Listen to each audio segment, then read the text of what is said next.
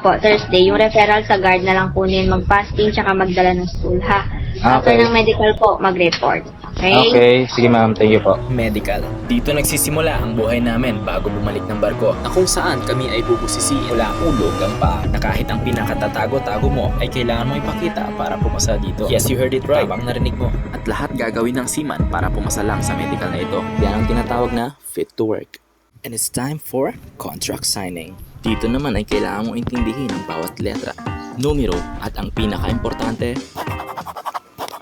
your signature. After of all these efforts, ay deserve natin kumain ng medyo budget-friendly na pagkain. Hindi dahil nagtitipid, dahil mataas ang ating bulsa. Kaya't hindi biro ang gastusin ng seaman kapag nakababa. Mga sandamakmak na trainings, medical, masahe, boarding house, pagod, puyat, at marami pang iba. Life must go on, sabi nga nila. Paulit-ulit lang ang buhay namin. Minsan paldo, minsan wala. Kaya't hanggat maaga pa, mag-ipon tayo. Mabili natin yung mga priorities at investments natin sa buhay. Sa ngayon, wala mo nang maipapautang. May mas importante lang na pinaglalaanan.